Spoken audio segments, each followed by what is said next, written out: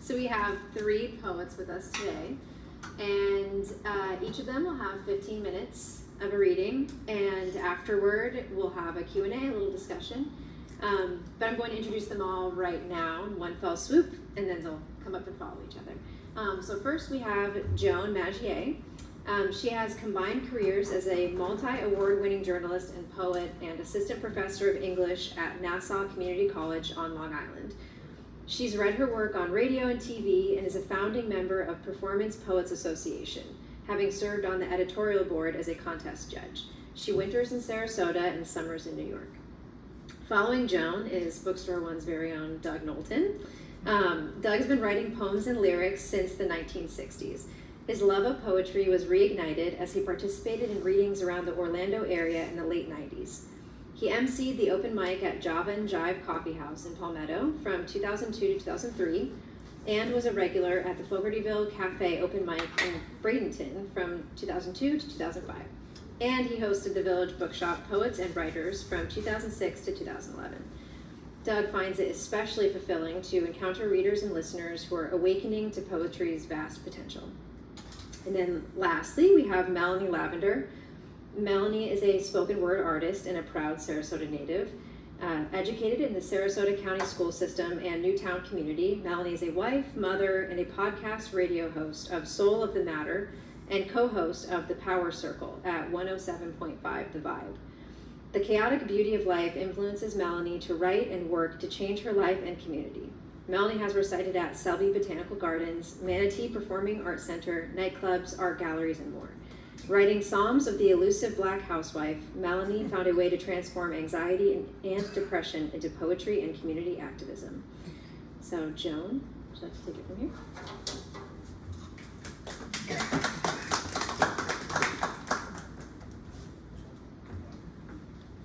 Well, I'm going to begin with some serious poems, but I promise when I finish, you'll be smiling. Monday, April 25th, it just passed, was Holocaust Remembrance Day. And I found an online poetry journal that was asking for submissions on this topic. And so I submitted one, and this poem is now online. In it, the speaker parallels her life with a Holocaust survivor who was lucky enough not to be in the concentration camps. And this is called Coming Home. 1939. While my parents married in New York, you fled with yours from Poland to Tashkent, lived in rooms once frequented by rats, walked shoeless to school wearing borrowed clothes from neighbors like you, escaping death in a Nazi prison camp. 1945. While I studied ballet, modern dance, you played with paper planes, slept in rooms where blankets were beds, ate soup from potatoes and water, anticipated a weekly slice of bread, felt poverty spill over you like cold rain. 1949. While I learned algebra, French, biology, you sat in a London classroom, listened to unfamiliar words, carried books you couldn't read, walked up 5 flights in wordless joy to your mother, father, and new brother. 1951. While I attended birthday parties, summered at mountain resorts, you arrived in Manhattan, Pier 44, eager to open like morning eyes to America. The majestic lady in the harbor erased heavy memories written on your skin. 1960.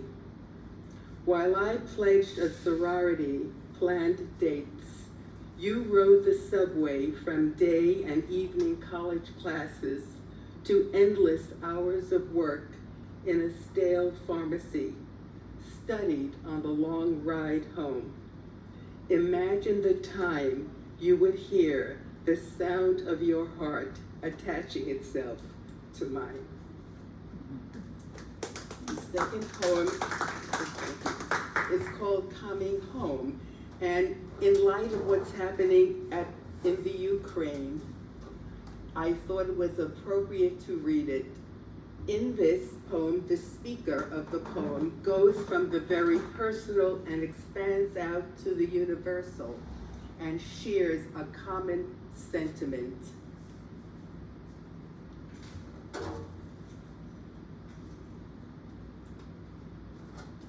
It's called To the Universe. This is the verse for the man who found me when I was a teen. He made me a part of his plan. He loved me as I've never been. This is the verse for the baby who joined our family tree. We knew there was never a maybe. He was our destiny. This is the verse for the son, the second child to be born. Although he was not number one, from their hearts he'll never be torn. This is the verse for the man who sits hungry, homeless, and frail. He eats whenever he can. His eyes tell a torturous tale. This is a verse for the child whose life has hardly begun, who's killed by bullets gone wild as she attempts to run. This is a verse for tomorrow, for a future surpassing the past, for peace that replaces sorrow, for feelings of love that will last. The next poem is also recently submitted to a contest called, it was Poet of the Week contest on the Superhighway Journal, which is online. I submitted this poem and it's currently online. So,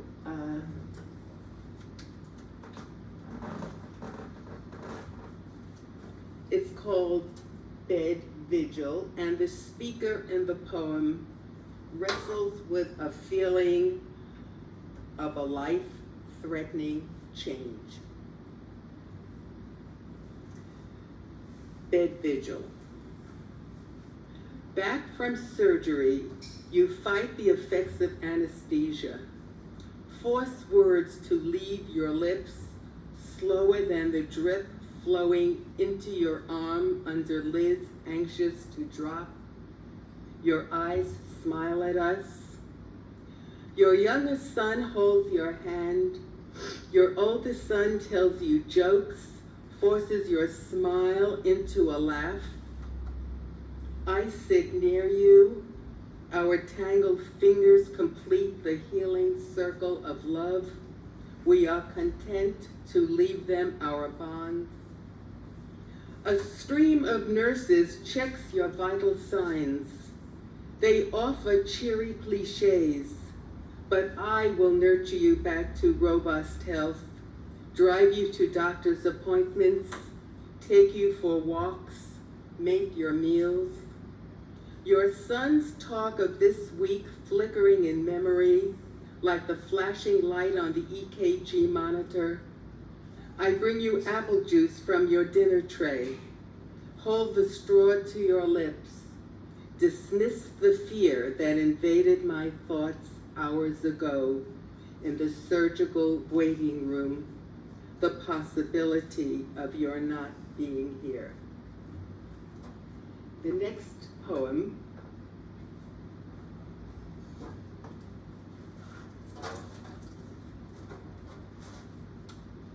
recently won second prize at a national contest sponsored by the National League of American Penwomen. And the speaker in this poem wrestles with the changing moments of her life and her way of adapting to them. It's called The Empty Room.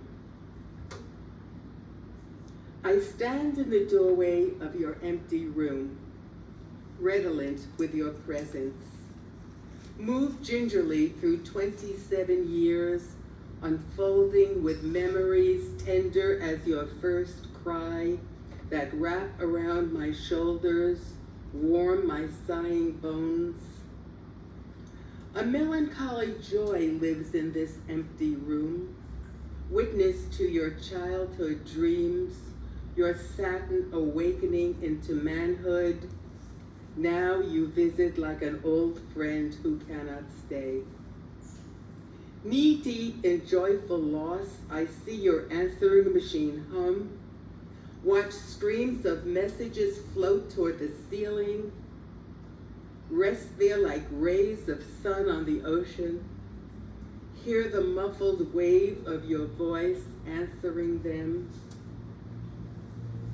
Your room lacks details now.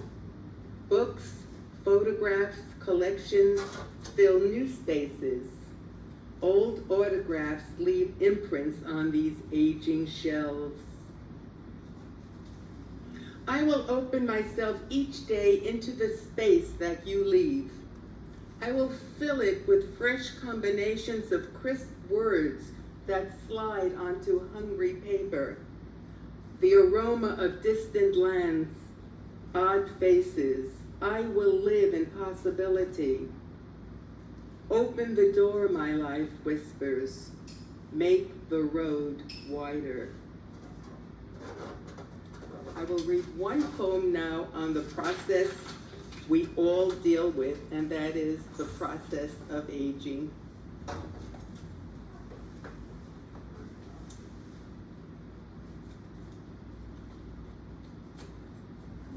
And it's called Cold Bay at Twilight.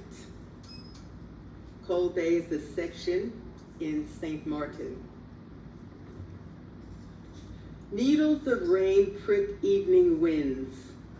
They toss crushed soda bottles, decomposed paper boxes into patterns, suffocating the beach.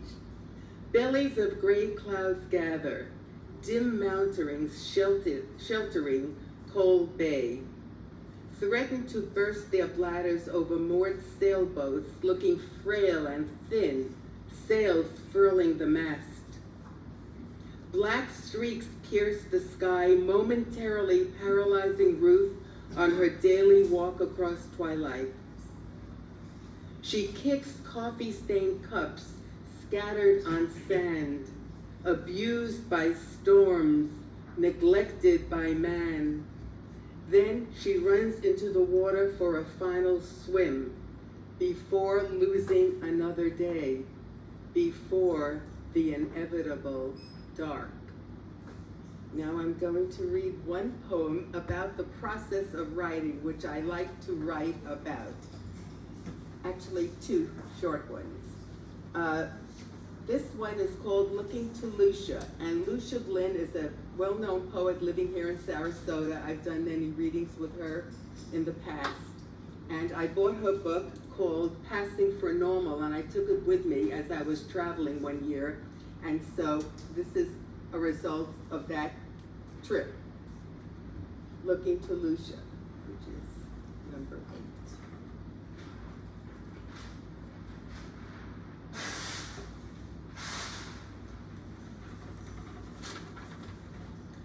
You were with me that morning in my taupe suite at the MGM Grand in Vegas. Over divine smoked salmon we sat face to face. Yours was on the cover of Passing for Normal. I searched your eyes for inspiration. We looked alike, reading glasses decorating our noses, closed-mouthed smiles. We were bonded sisters, questing immortality through the written word. I scrape special moments from my sealed jar of experiences, spread bittersweet over paper like jam on my toast. I fought to preserve the creative process, to drip words like heavy cream from my pen, to shake grains of insight and humor onto paper as you do. But like that small pat of cream cheese on my plate, I couldn't make it last. I ran out of words like gamblers run out of luck. I did stash some bills to ease an attack of writer's block. Remember when chips meant crunchy, salty snacks? Hard 6, please. And this last section will be on parodies, which I love to take traditional poems and parody them. The first one is a parody of Sea Fever by John Masefield, and I call it Beach Fever.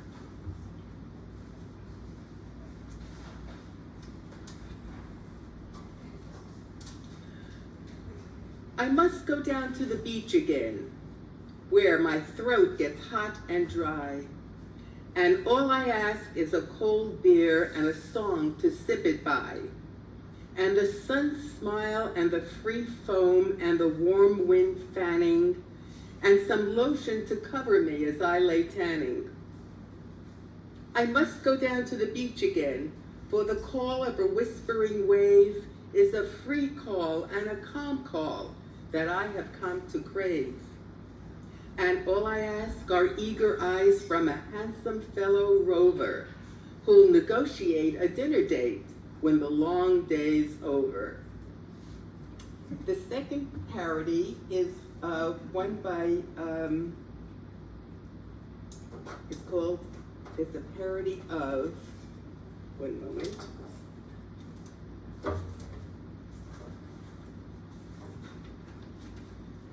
A parody of The Raven by Edgar Allan Poe.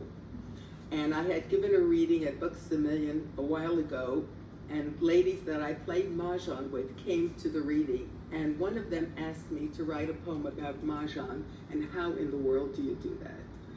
But I thought about it, and this is what resulted. You're all familiar with The Raven? Okay. This is called the Ladies Homage. Once upon a midday sunny, I collected all my money, every penny, dime, and quarter laying in the kitchen drawer. I ignored the message playing on that small black box, obeying every impulse to head quickly for the door. Don't forget the card, I whispered, flinging wide the open drawer, Mahjong junkie to the fore. Ah, precisely I remember, it was back in cool November when I first became a member of this gallant Mahjong corps. I was finally invited. I admit I was excited, grateful that I wasn't slighted by this group of 4, by these dear and chatty ladies who play a game that I adore, namely Mahjong, nothing more. How can I describe the feeling when I'm Charlestoning or stealing? When I pick the tile that sets me, so I only need one more. What comparison to poker? What comparison is poker to the thrill of just one joker? Or the news of being bet on by the lady on the floor? To the loud and lusty laughing of the lady on the floor, loving Mahjong even more. What if I hear complaining about the cold walls still remaining, as I toss away the winds, look for new hands to explore? So I bam and crack and dot and hope the next tile won't be hot, for if it's not, there's still a chance to score. And it really doesn't matter if I've exposed before, I'll be calling, that's for sure. So, We ladies, without saying, still are playing,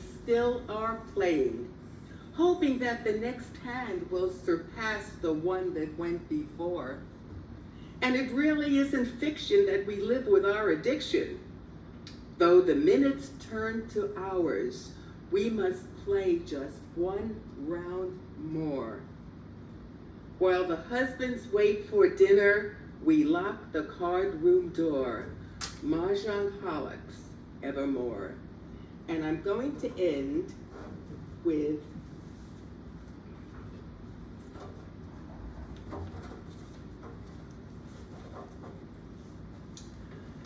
a parody of one of my favorite poets, William Wordsworth, a romantic British poet, who wrote a lovely poem called The Daffodils. This is a parody of the daffodils, and it's something that I love and brings me back to Las Vegas, and it's called My Private Paradise. I drift slowly like perfume, filling the garden late in spring, around the slots that crowd the room, humming my favorite ring-a-ling, doing their saucy song and dance, enticing me to take a chance. I wish for cherries in a row, the clinking sounds in trays below. Often when I think in bed, wondering why I'm fighting sleep, my thoughts return to black and red as hours and minutes seem to creep. I'm in my favorite paradise with wheels that spin and cards and dice. So I have read to you from Tender Chains, which, thank you, is I have a few copies with me if anyone would like to peruse them later. You may, they're in the back. Thank you.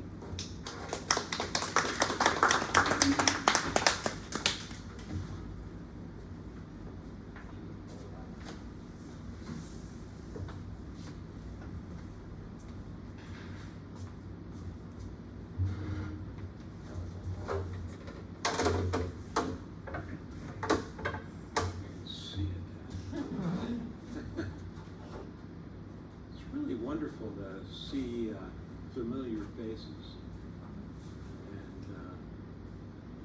and good to see several familiar faces and a couple that I haven't seen in years. So that's pretty exciting. And I don't know that guy under the hat.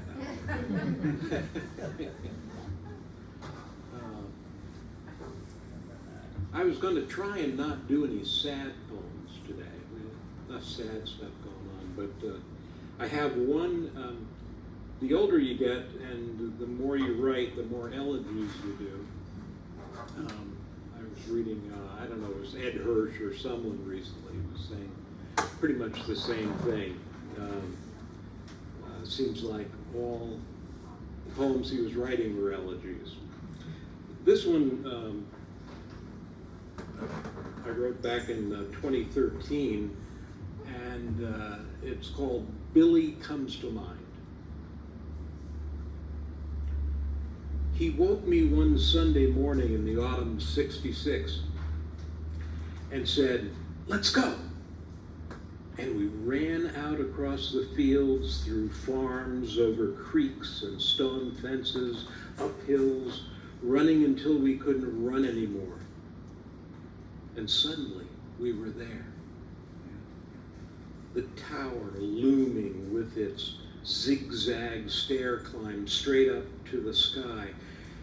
And as we rose above the pine woods, at last lifting the trap door over our heads, relieved and exhilarated to be in the box and staring out over the expanse of the steel blue burial shroud covering the four towns. Never imagining in our ignorance, Dana, Enfield, Greenwich, and Prescott were submerged and stretched out beneath the jewel of Quabbin. How did that Carolina boy, rough and edgy, with some deficit of attention before we knew the meaning, come to be in this place? Somehow it was about heart, his heart, and a peculiar country charm. Still, one can't help but wonder, how did his folks find their way to New York and him off to that school with us in what was the great wilderness of Worcester County to Long Island boys? Today, the State Police Academy occupies the hill, all wired up and secure, much like our teachers wished it might have been when we were there. How he ended, I may never know. All the Alumni Association would say is that he died. But I think it is likely he ran until he couldn't run anymore. Billy comes to mind.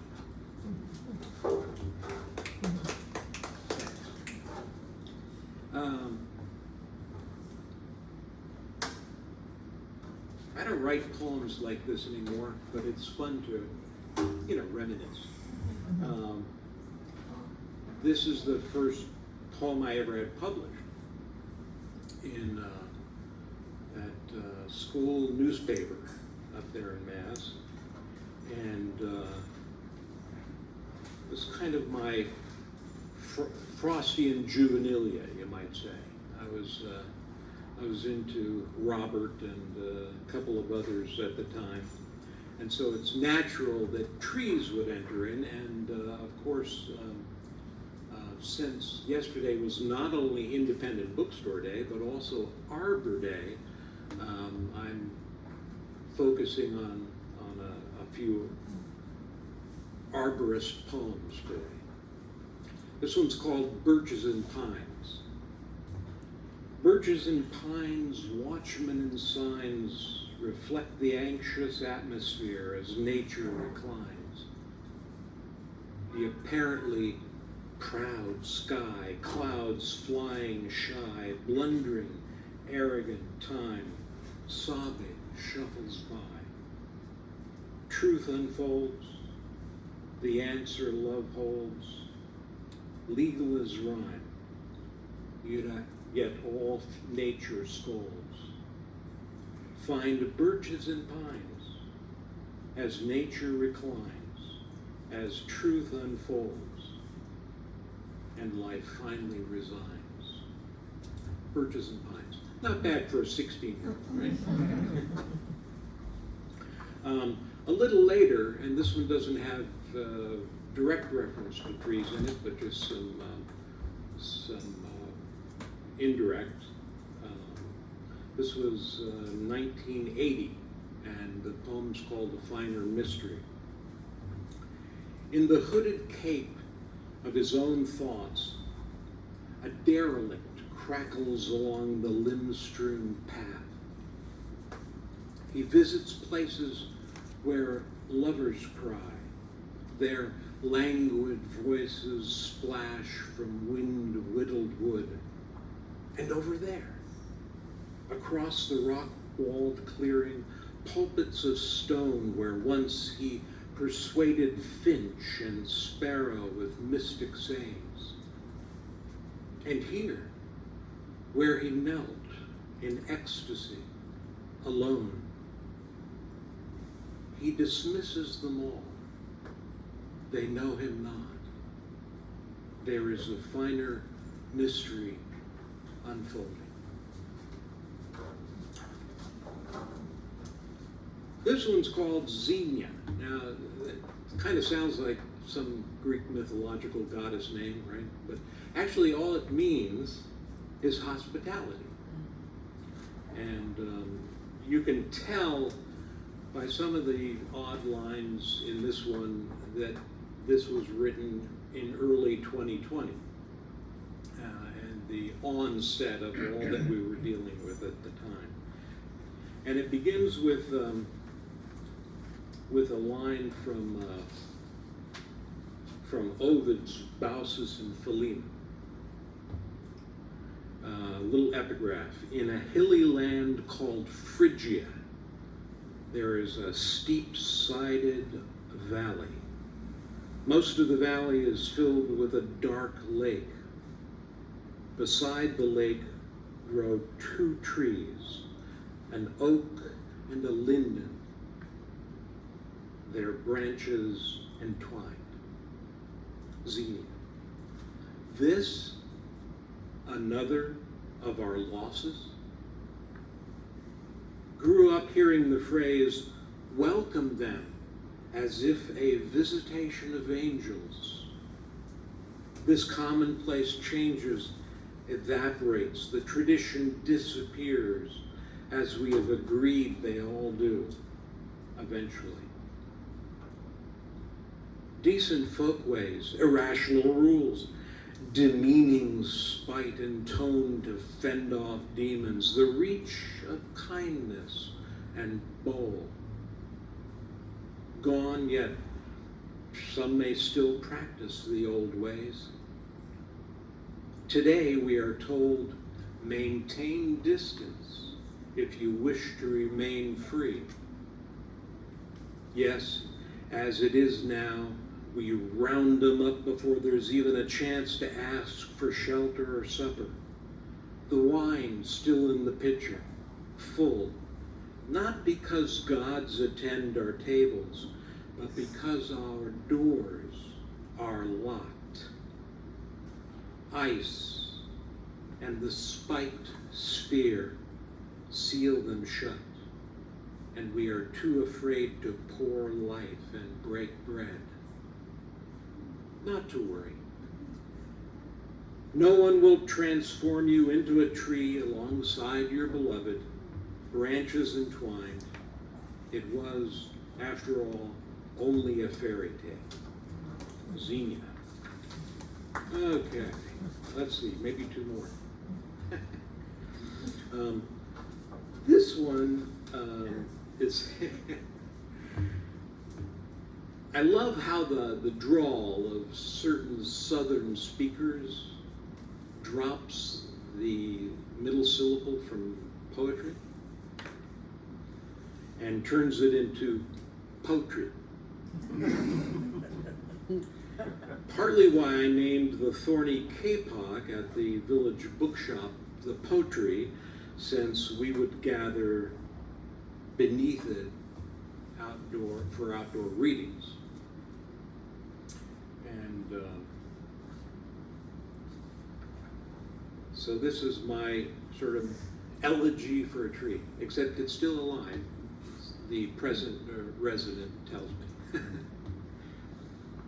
Once upon a time in the exotic garden behind the bookshop, the poets would gather to read, recite, some chanting extemporaneous words speak like songs launched to celebrate thorny kapok above. La Seba. Go ahead, say it. Seba. Ours, just a babe, and yet still imposing as a life form Mayans called Yahi, tree of life. Like living green art we knew as cotton silk. Destined to bloom in glory, raining white seed fluff, a spiked tower whose rising buttress roots will raise the tiny cottage one day and speak its own power poem skyward long after our departure. They say Seba's roots are shallow, but the ancients knew the deities inside their trunks would visit the underworld as branches reach and foster celestial connections. Listen, do you hear Seba Pantandra whispering her earth song as other worlds join the chorus? Poetry. One more, and then I'm looking forward to hearing from Melanie.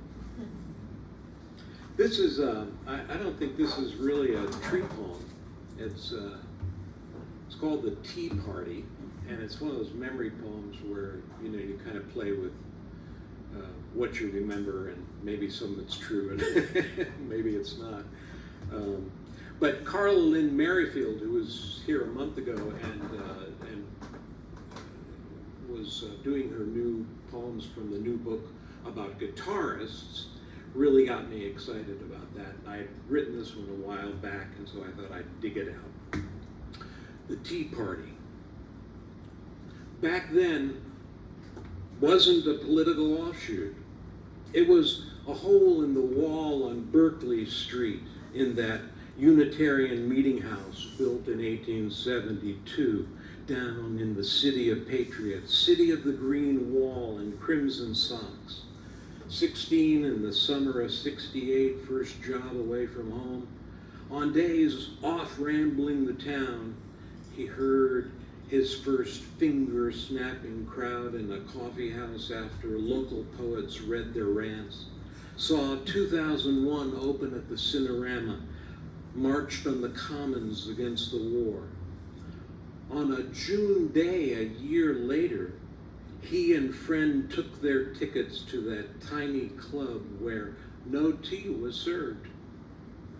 No seats except for risers around the edges, and as the crowd stood leaning in, hands gripping the corners of a stage the size of a one-room apartment, out he came, like a modest royal, under a black Texan hat, in jeans and leather cowboy boots, no shirt, just a silver and turquoise vest.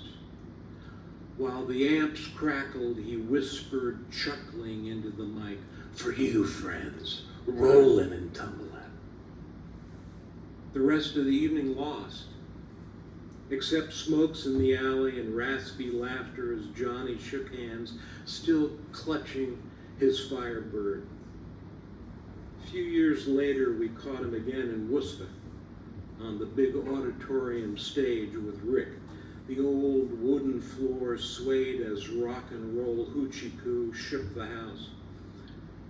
The police lined up along the curtains and escorted them out the back door. As it turned out, he had lit a J and passed it around to the band during the encore. We had nowhere to go except home to dorm rooms and Lancaster. The Tea Party. Thanks a lot.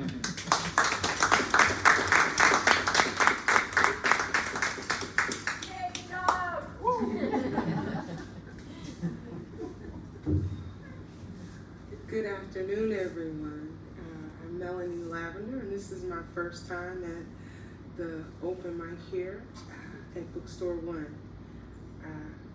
I'm going to read a couple of poems, and this first one is about one of my favorite places to go as a mom, and living and growing up here in Sarasota. Going to South Lido Beach has always been our treat. It is a place where we go to celebrate, to let loose, and to enjoy what a lot of tourists come here that we have so naturally. So I wrote this piece, it's called Gulf of Mexico. I drove to the beach one day to let my mind flow away. I found myself walking to the dunes, letting the water and the currents guide my footsteps. When the spirit of the Gulf of Mexico hit my soul and began telling me her story, how her waters were ancient and full of healing. I could hear the music of the Mayans' drums calling me to dance. I could feel the horns of New Orleans moving my hips. The heaviness of the Mississippi blues kept my feet steady when the strongest wave hit. The lyrics from the Florida's tribes of old began whispering words that moved my soul. This emerald water began to anoint me. She told me to witness this beauty and power. explaining how she had to do nothing but be what and who she is created to be, the sea and nothing more. Experience this moment of beauty and be respectful of my power. She gave me some otherworldly comment to just be who I am and to soak up the vitamin E underneath the rays so your melon will shine brightly. Don't worry about the path traveled and stick to creating your course. Be beautiful and strong, and remember, people will travel thousands of miles, cross oceans, and fly over continents to hear the sound of the Gulf of Mexico.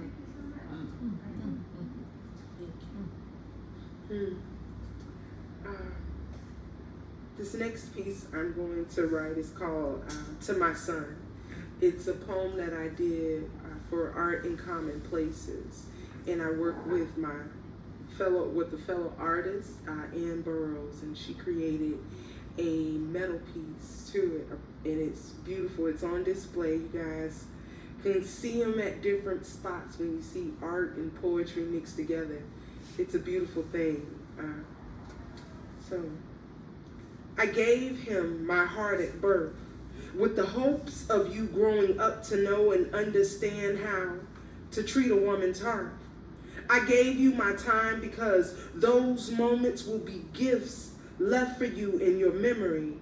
Now, I must survive without my heart inside of me, but in you, building on the legacy of the mothers before me.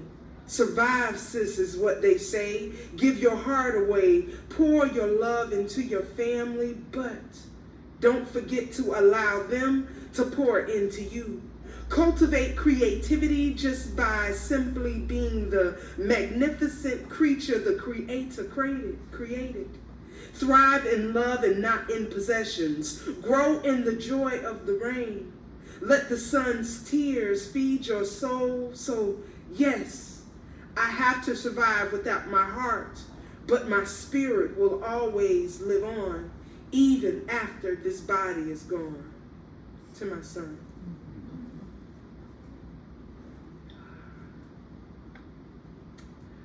The next piece I'm going to read is from a book I published. I'm self-published through Amazon, and it documented what was my way of dealing with the pandemic after having a nervous breakdown and just being in a place of nervousness constantly. And I later learned it's called the anxiety. In my community, they say pray about it and you'll get over it. But I had to learn to use therapy as well as my gift of writing my type of poetry and spoken word. This piece is called Mask. Being naked physically has never been an issue with me, but being naked spiritually, that's a real deal issue for me. Letting people see those insecurities, allowing people to see the anger, allowing people to know that I am hurt.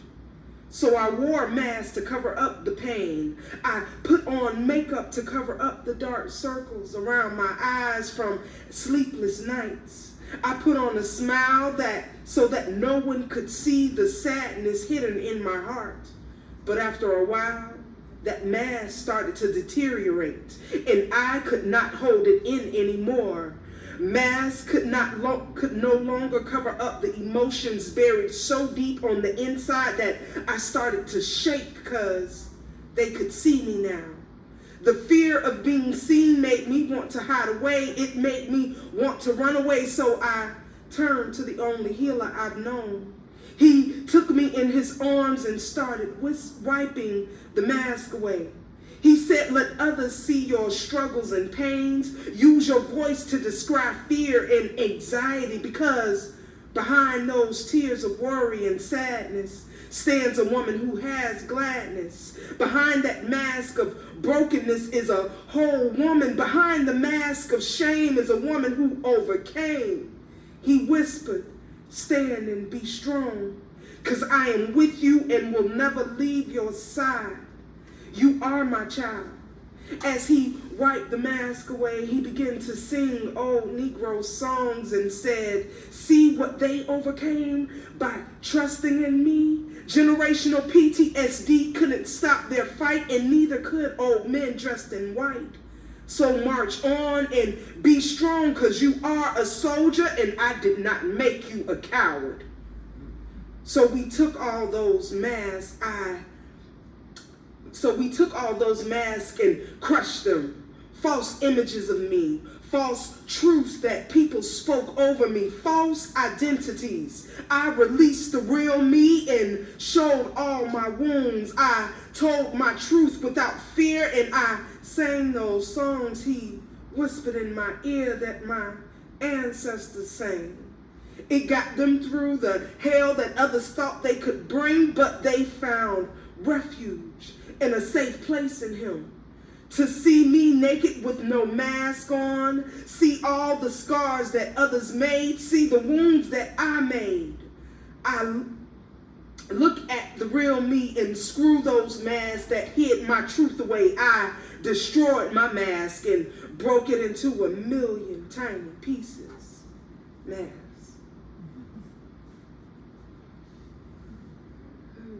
I'm used to the open mics, and at open mics that I host, we have the crowd talk back to us. It's like in church, it's a call and response thing. So this is a new atmosphere, but I am enjoying it. This next piece I'm going to do, again, I wrote this book about how I was dealing with anxiety and depression. I am very much a touchy-feely, used to being around family and friends.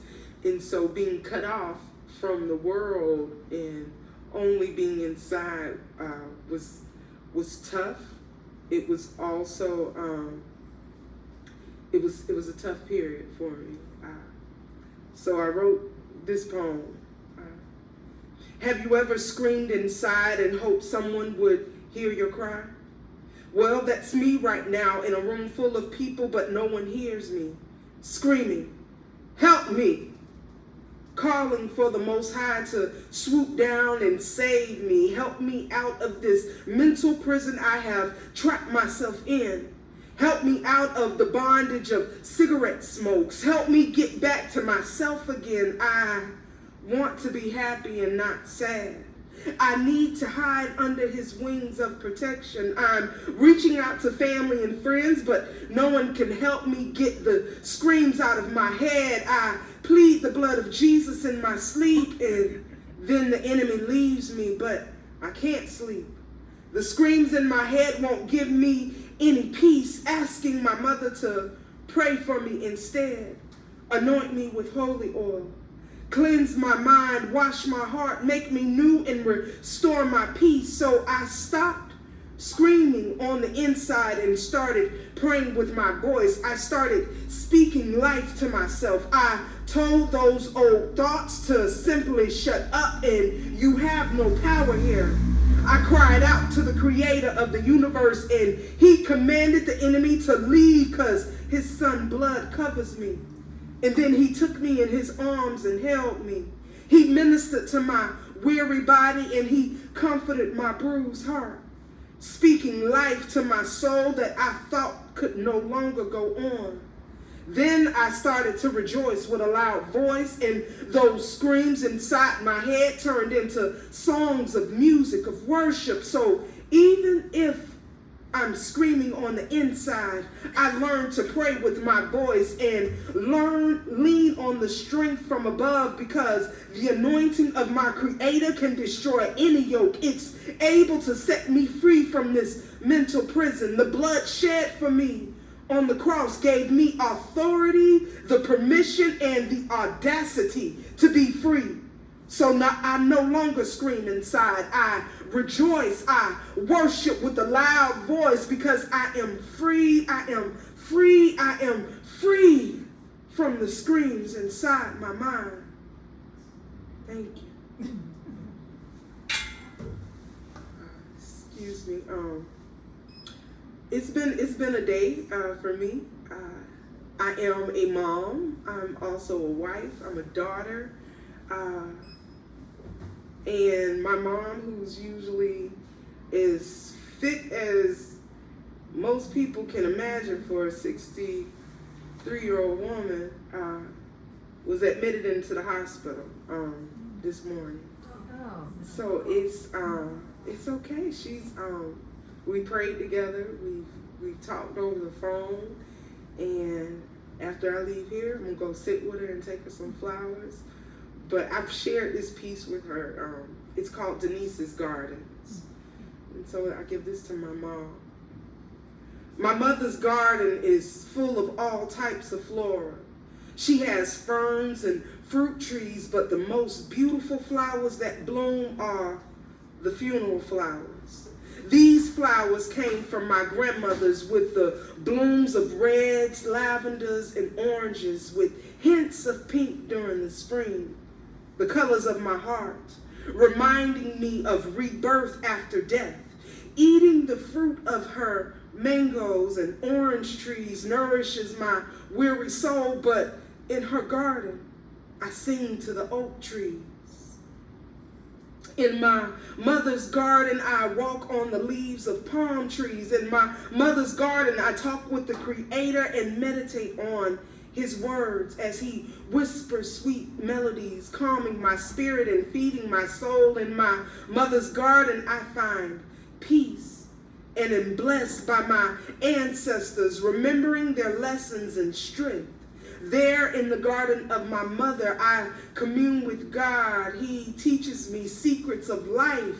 He motivates me, but of all, He covers me under His wings. So there in my mother's garden, I see visions of the world and understand the timing of life. There is where I go when I need a rest from the world. Being in her garden, I recite poetry and lyrics.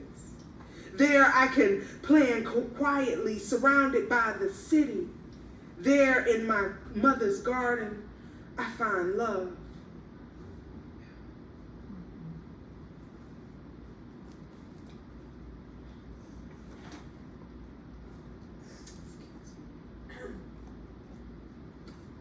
This next piece I am going to share with you all.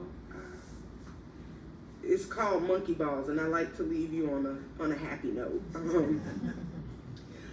Monkey Balls is a poem that I wrote in tears during the pandemic, like tears. I was home with my 5-year-old at the time, and I don't know, most of us were forced to be in. Some of you all, your kids were grown and probably off, and so you cherish those memories.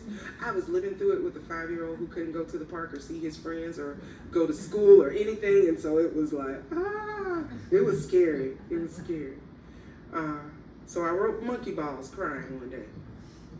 Being a stay-at-home mom sucks monkey balls at times. Constantly being pulled on is no fun at times. And I keep thinking, maybe I am not built for this. Perhaps there is something wrong with me as a mother. Maybe I am messing my child up with every bad decision I make. People keep telling me, you can do this. You are so lucky. You only have one child and you have a husband. So you do know that means that I have multiple people to cater to.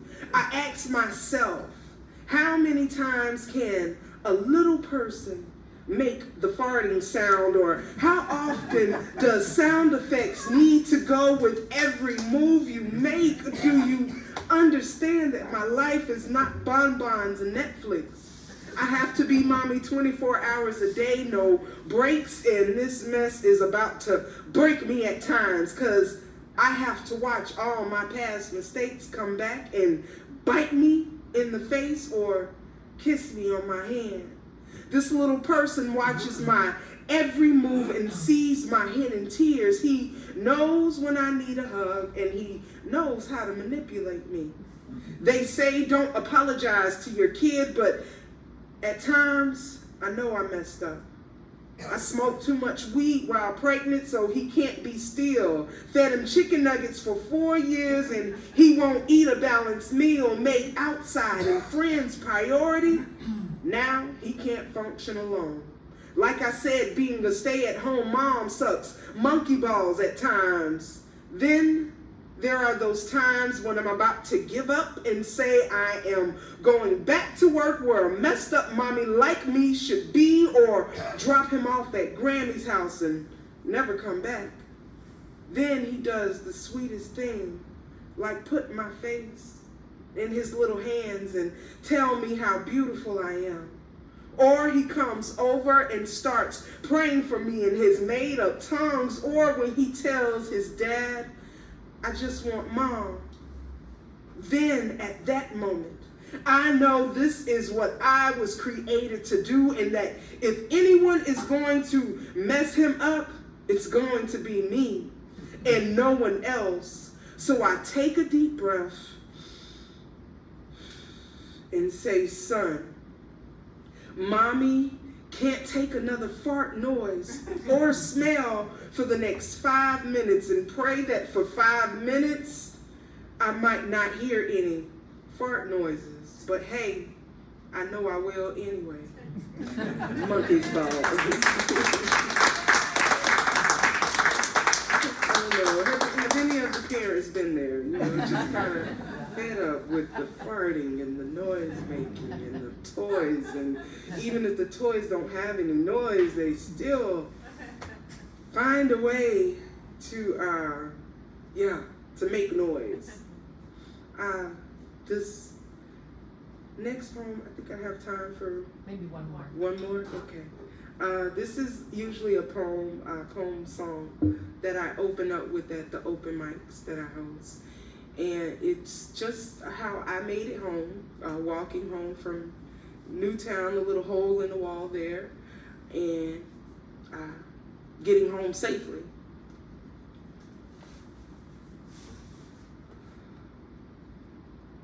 What a friend we have in Jesus.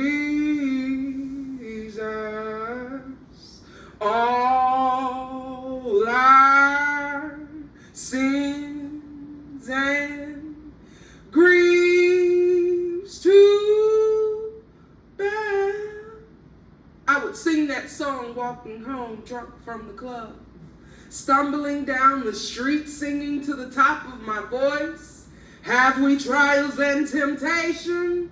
Is there trouble everywhere? As I would pass by the crack houses full of dangerous men looking for a victim they could use for the night, I would still sing with a blunt in my hand.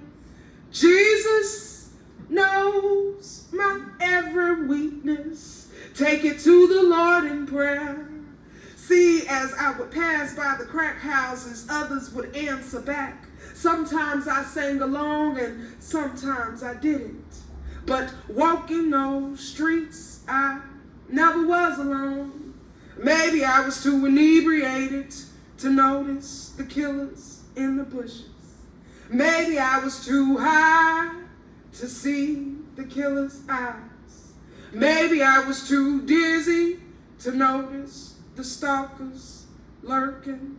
But maybe, just maybe, I wasn't alone, because on those nights I'd stop and pray with the other girls who were walking alone. What a friend we have in Jesus. What a friend we have in Jesus, who will all our sorrows share. Jesus knows my every weakness.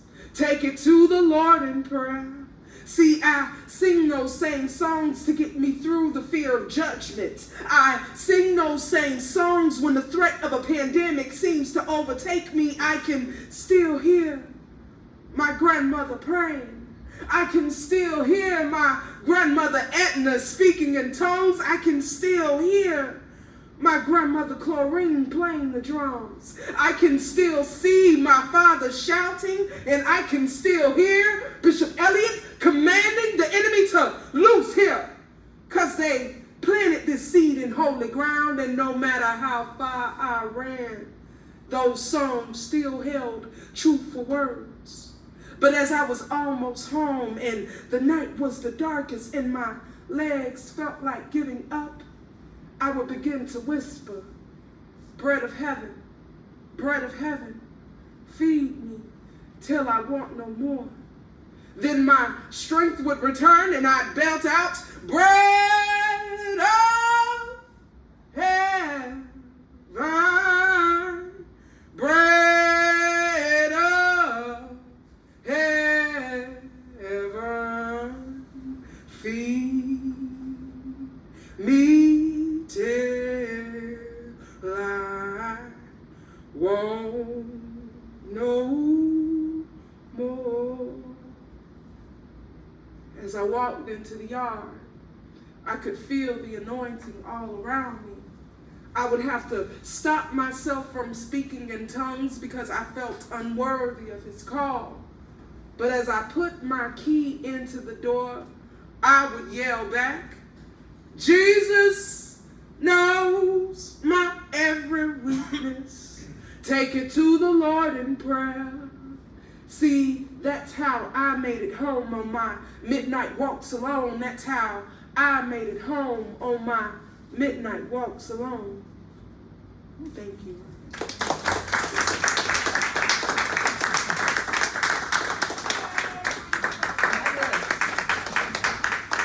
Thank you guys, so beautiful. Do we have any questions for any of the poets? Anything? Okay, well it's 3 o'clock, so I won't keep you too much. Do you have a question? Yes, I would like us to remind people about next week's special event for Mother's Day. So you don't have to be a mother to come to this. Right, so a by week the way. from So today. you guys come too. Right. A week from today, we have the New York Times bestselling author Julie Metz will be here. We'll have tea and biscuits. It's totally free. There's plenty of time left and space to register.